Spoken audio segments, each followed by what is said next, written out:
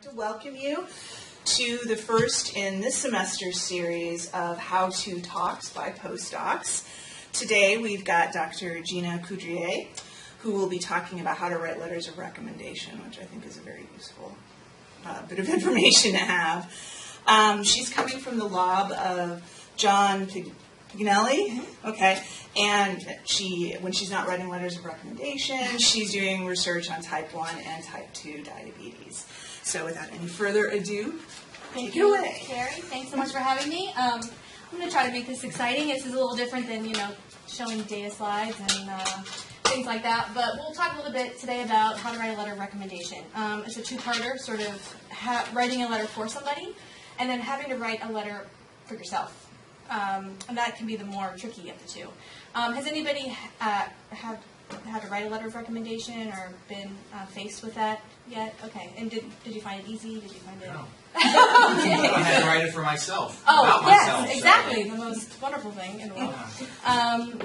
Okay, so yeah, I just found sort of when I changed over to a postdoc, it was all of a sudden, oh, can you write me a letter? And I was saying, oh, can you write me a letter? Oh, yeah, draft me something. And it's like, ooh, okay. So I'll just sort of share what I've learned going through that process, and you can let me know if it's helpful or if you have any other ideas to share. That'd be awesome. My name's Gina. You can stop me anytime for a question. So, sort of following this outline, we'll talk about who could be asking you for a letter of recommendation. Different types of people may think that your opinion is valuable and want you to support them for an application.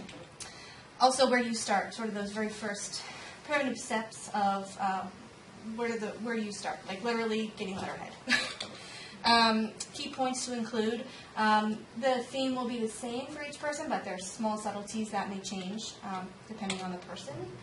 And then what to do if you don't have anything nice to say. Some of the things I've thought about in that situation, it could be kind of tricky.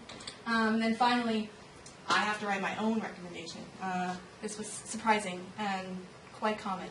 So, having said that, who might be asking you for recommendations? So these are 3 examples that have actually happened to me, so I kind of pointed them out, but I think they're common. Maybe someone in your lab, if you're in the lab setting. You may have a technician in your lab who all of a sudden decides they want to go to graduate school. And they may feel like they've worked with you long enough and you may be able to provide them a letter. So that's one example. Furthermore, you may have a professor or a mentor or a teacher that I think likely could be nominated for an award. You may feel like you want to nominate them for an award. And so where do you sort of start and what do you include in that particular letter of recommendation? And then finally, you may have a colleague. Once you're in the postdoc level, you may have some people that want to apply for a job. Specifically, I had somebody wanting to move from academia to the industry. So that was took a little more thought. And I want to talk to you a little bit about what I thought about when providing her recommendation. So those are sort of 3 examples that I'll try to walk you through today. So the first steps, like I said, letterhead. I mean, I didn't know where to get letterhead. You can ask your administrator, or you can sort of make it yourself. But, now you want to be a little professional. You're going to be representing the university, representing yourself, your lab, your department. So you want to make sure it looks legit. So letterhead, obviously has the university logo on it. Or if you're at Home and Cancer, or you're at Children's, or, whatever is relevant to your work. Include your department, and then sort of contact information and things like that.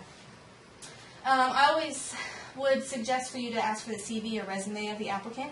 Kind of helps you with little nitpicky things like where they went to school, what their degrees in, things like that you may not know offhand. And then obviously know the description of the position for which they are applying. This can also be very helpful. So after sort of those first steps, we'll sort of talk about some of the elements I think are important in writing this letter. So this example, this is sort of the screenshot of the letter. This would be like maybe for a technician or a colleague that you might want to be writing for. And so obviously you want to address the reader. You may have a specific name that you're going to be addressing the letter to. You'll often get email instructions, like once you've agreed to write the letter, you'll get an email that has all the technicalities in it. But to whom it may concern is always a nice greeting. You want to state in what capacity you know the applicant. That will sort of set the stage for the reader. They know what type of reference this is going to be. So you want to state how you know them.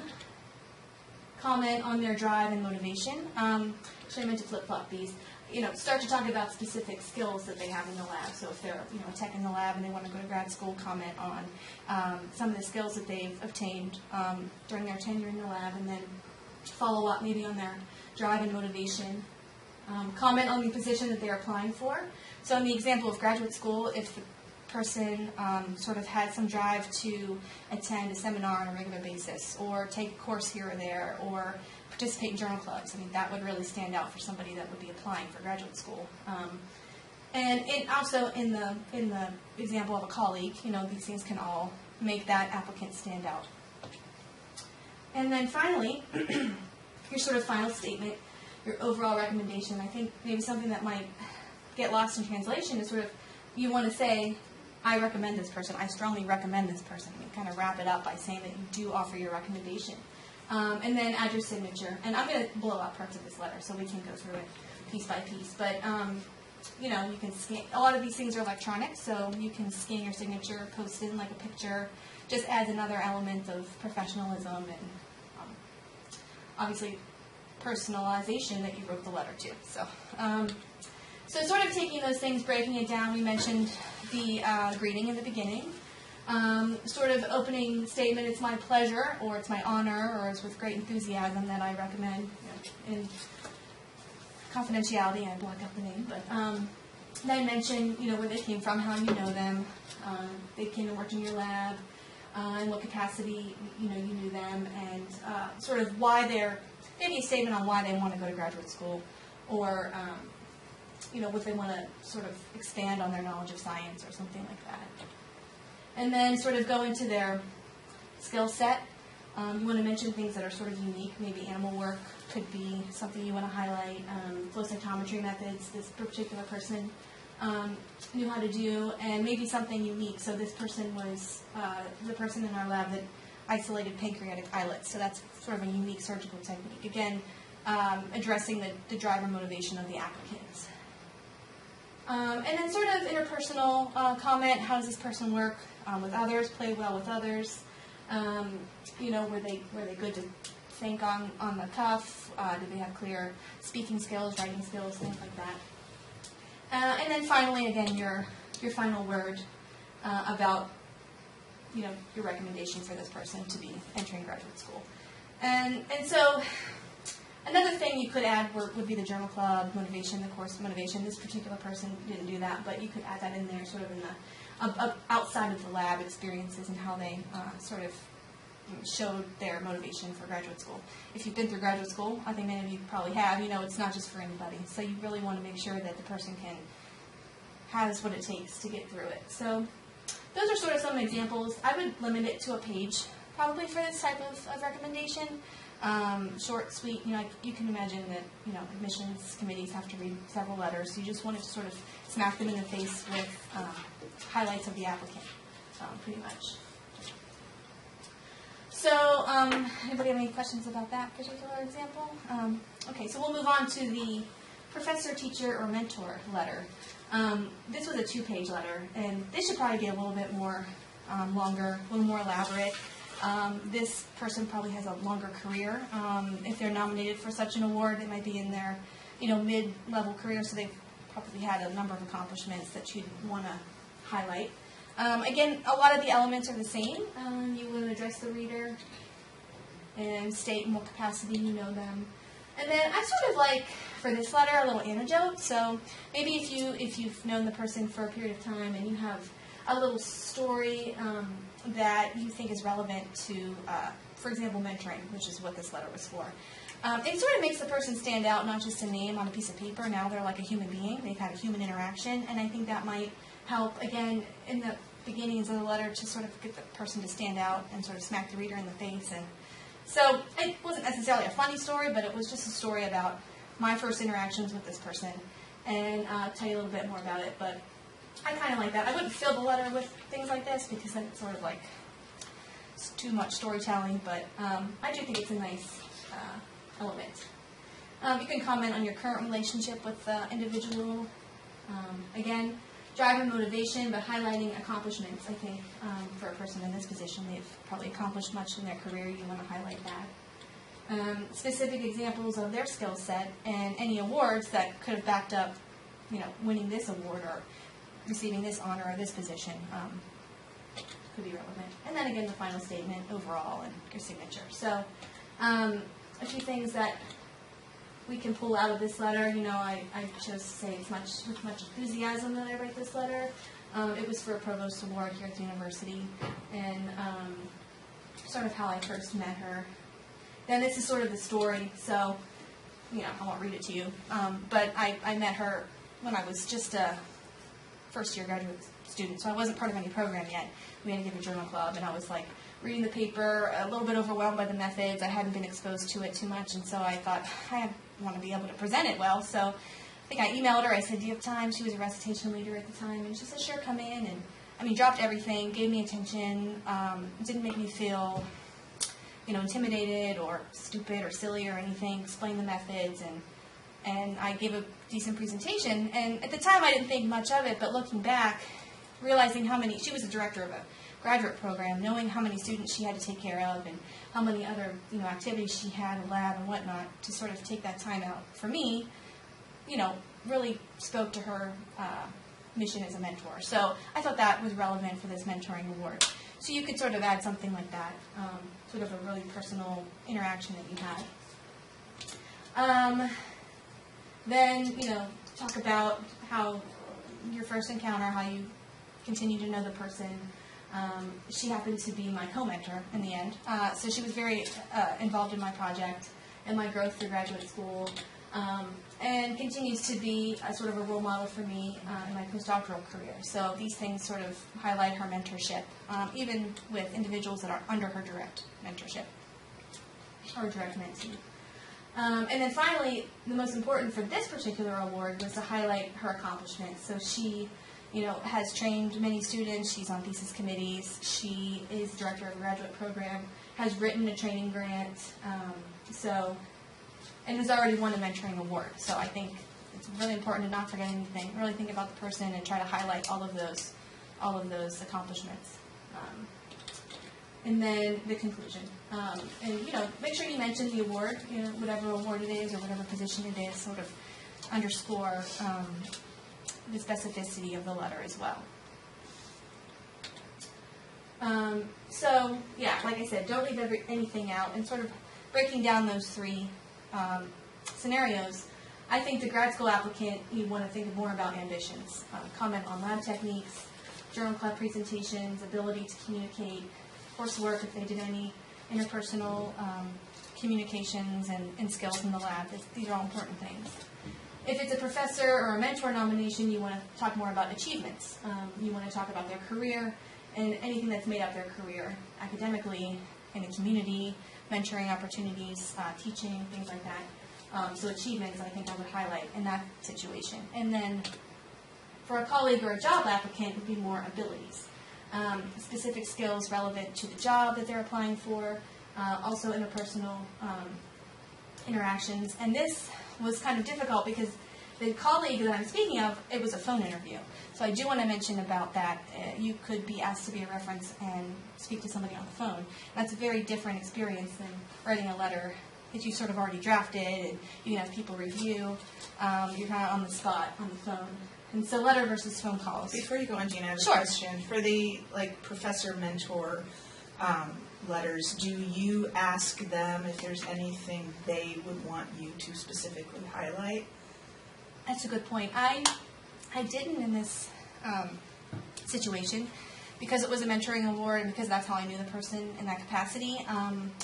I didn't, but I think that's relevant. I mean, depending if you can't get a good feel for the award or the opportunity, then I think it's good to ask sort of, is there anything that you'd like me to highlight? Or could you send me your CV, your resume? And, there might be a little jewel in there that, may go overlooked otherwise. So I do think that's a good idea. I just wonder, because especially someone who's had a long career, yeah. there's lots of things you could talk about. Exactly. Yeah, especially some of these distinguished professors. Yeah, I think that's good. I think communication is fine with a recommendation. I mean, you want to represent the person, in a good way and not forgetting anything. So, yeah, I think that's important.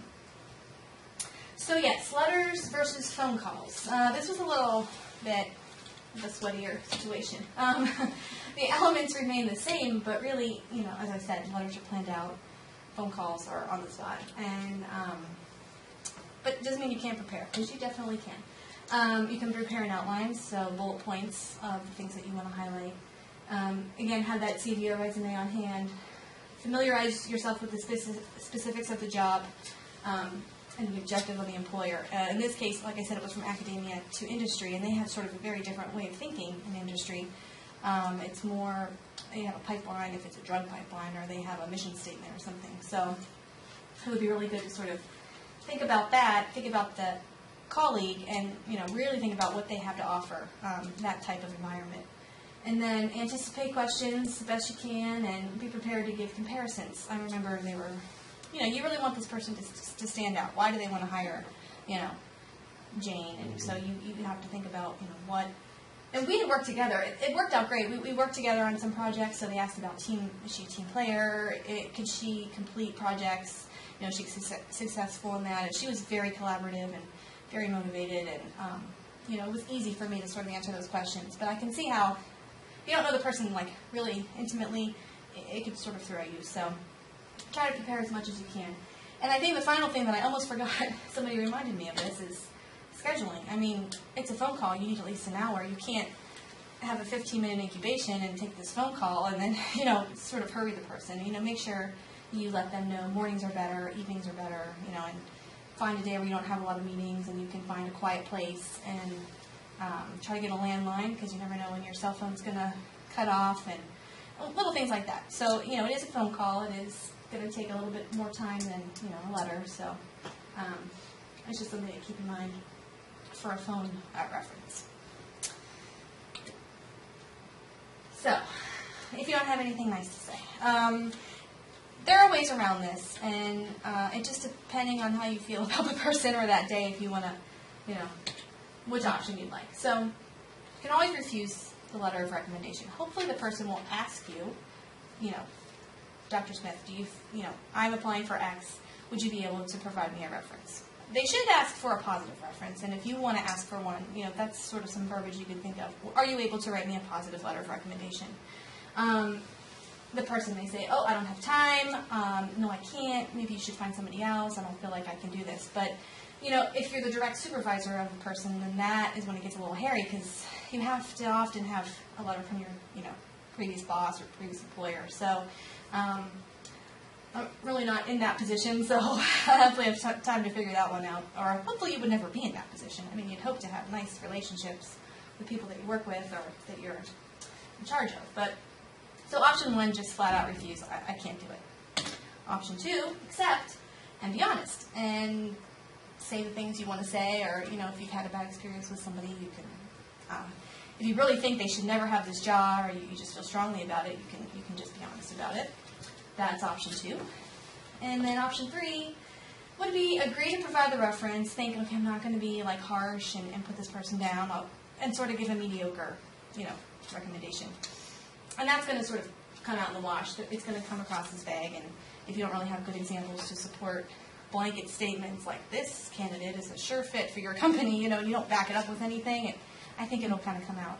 So that's a way, if you just don't feel like you want to say no or be too mean about it, you can sort of do that. But hopefully, you don't ever really come up to that situation. The thing to remember is that the words count. And I was just speaking to a PI who wrote a letter of recommendation for a former trainee. And, we kind of knew she was good, in the beginning, and then maybe fizzled out at the end, and she wanted to apply for this position. And he's a nice guy. He wanted her to get it. And so maybe he didn't lie, but really kind of elaborated some places that maybe weren't really true anymore. And gave her a really great recommendation. And 6 months later, the employer came back to him and said, you wrote me a really great recommendation, but that is not the person that is working for me right now. Like, it just didn't add up in the end. And so, sometimes you think, a letter of recommendation, it's going to get lost in the shuffle, but maybe not. And it might come back and bite you. So, and maybe you have a soft spot for that person, and they were great, in 92, but now it's 95 or whatever, and they're not what they were before. You have to sort of retailer that letter. So it does count. And then just a little thing about confidentiality, something you might not think of, because when you ask for a letter, you never see it. Sign the back and date it, and it looks like it's sealed and hasn't been tampered with, and that leaves your mark of confidentiality and professionalism on the letter. So that's if you even mail letters anymore. I don't think that it even happens much. It's mostly electronic, so you may never have to do that, but just something to think about. Okay, so that's sort of part one. Any questions or comments or anything? If not, we can just go into part two. No problem. Part two is the more difficult thing to do, and I think it pops up more in postdocs. I think when you're in graduate school, your mentors still give you a pass, and they'll write a letter for you. But once you become a postdoc, it's your job to write your own letter. And so you're putting yourself under this little magnifying glass, and sometimes that's hard. Sometimes writing about yourself is hard. Sometimes it's not. Some people can do it. But I think most would find it difficult. So, recommending yourself. Well, the first thing you might have to do is you want to apply for a fellowship or a grant or something, and you choose your references. And sometimes there are application guidelines. They'll say choose a postdoc mentor, graduate mentor, or collaborator.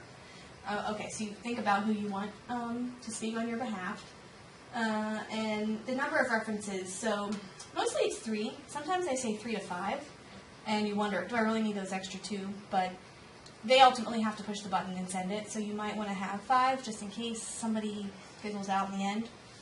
It's always good to have a few more if you can stand to write 5 references for yourself. They don't even sound different. That's the only thing. It's more work for you, but it might pay off.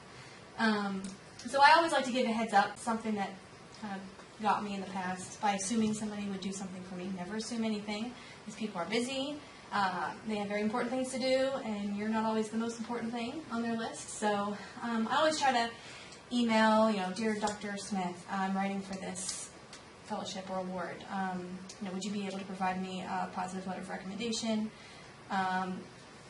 Here's a deadline, blah, blah, blah. But what I've learned is that they're going to come back and ask you for a draft. So I just attach it now. I just say I've attached a letter. Sometimes you'll know if you've applied for a few things. You'll ask them, do you like a draft? Do you like to start from scratch? Do you like a CV? And mostly they're like, well, I really do like a draft. So it's like, okay, no problem. I'll send you one. So I just started including it with my sweet little email to ask them for their time.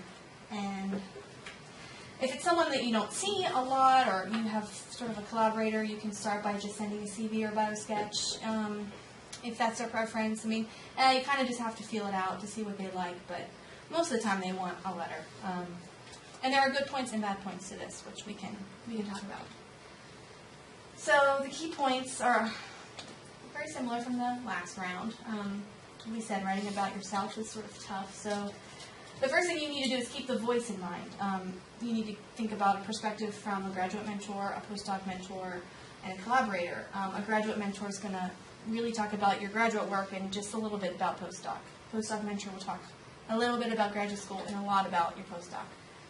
And the collaborator just depends on what capacity you know that. And you just don't want to regurgitate your CV, and I've kind of gotten myself in this cycle. You want to be specific and relevant to the writer that you're writing for. So you might have your CV out or your bio sketch, and it's just the normal progression to say that you graduated from, your thesis project was entitled, you published here, you won this award.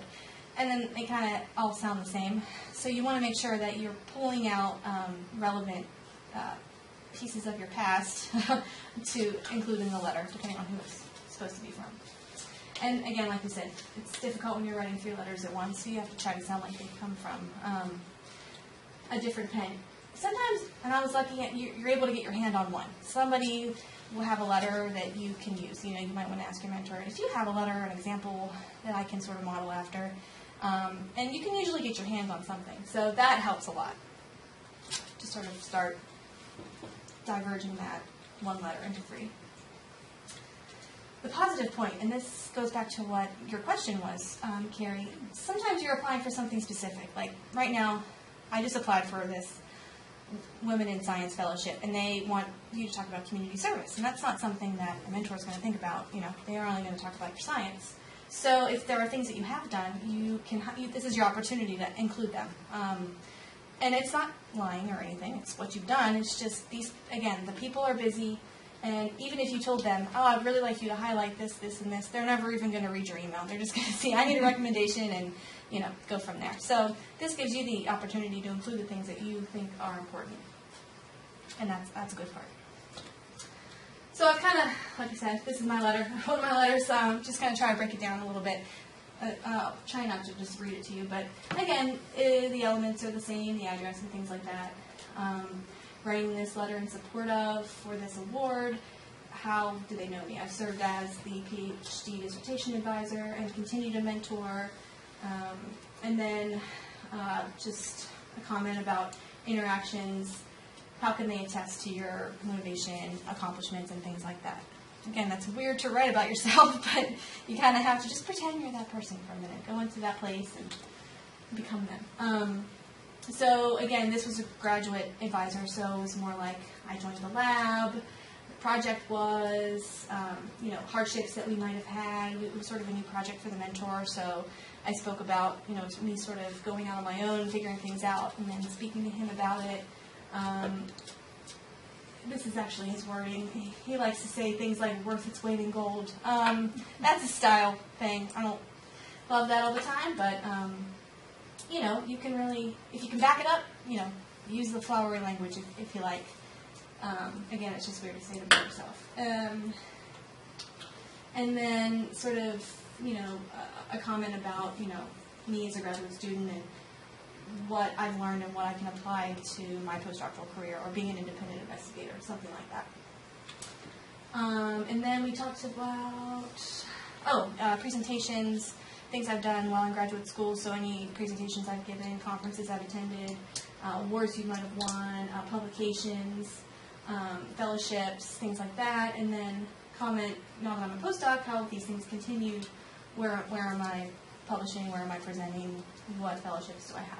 So it's sort of just like walking you through the CV, walking you through it, but trying to make a story out of it and making it relevant. You don't want to just put every little thing in there, list every publication, list every presentation, but get the point across. And then the part I wanted to add was the community outreach part. So that was the last part of the letter, to highlight things I've done for recruiting, career day presentations at high schools and elementary schools, things I've done that, just wouldn't really pop into his mind scientifically, but are relevant to this particular award. So I was able to add that in there at the end, so that was good.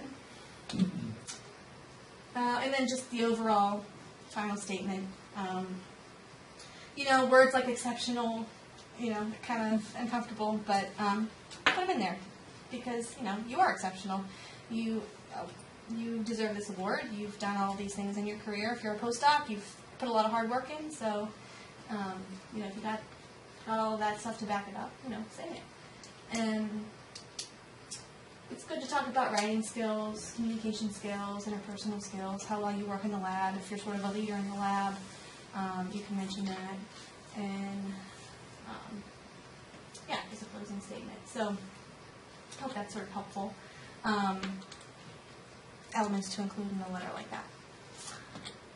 So, sort of the take-home for part one would be, as far as writing a letter of recommendation for someone, you want to try to be honest with the person up front, if you feel like you can write the letter or not.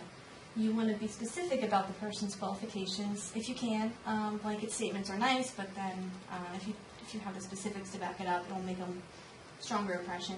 And then try to be timely and professional. I mean, you're busy too. Everybody's busy, but if they give you a deadline, try to meet it. That's right. I don't know if I have it in the next part, but if I've asked somebody to write a recommendation, I've written it, I've sent it to them, and I noticed they still haven't submitted it yet. You can just send a gentle reminder, just to log in. Make sure they got the information from the foundation, because sometimes that can go into spam. So make sure they've got the guidelines and they are aware of the deadline. which I do have here. Sorry. For asking for a recommendation, ask nicely. Don't assume that they're gonna want to do it, and be prepared to write it yourself. Specific is terrific, as my high school English teacher once said. The more examples you can use in your letter, the better. Those gentle reminders, and then if you would get the award, you might want to thank them for all your hard work. But thank them for being a part of your mentorship, or whatever it is, and just a small thank you that you got the award, so they know. So that's pretty much it. What I have. This might email me with any questions if you like.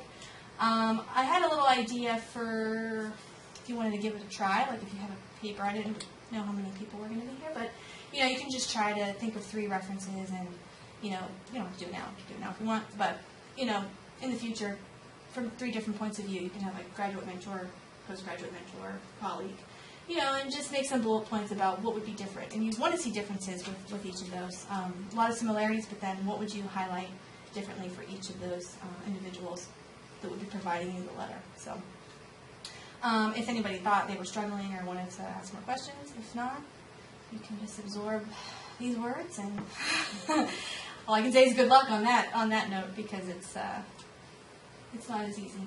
But.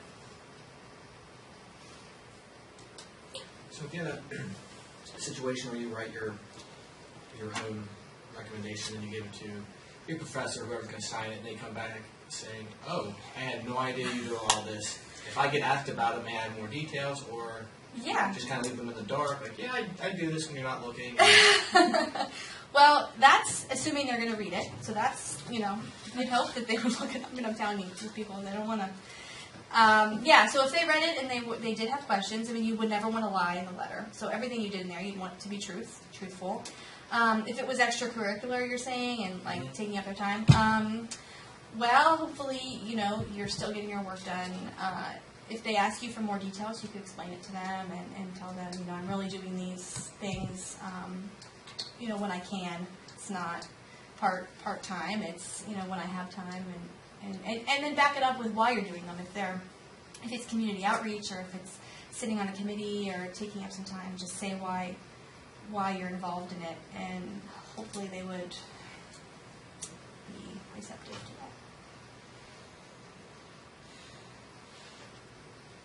I would be if I was a PI. Any other questions?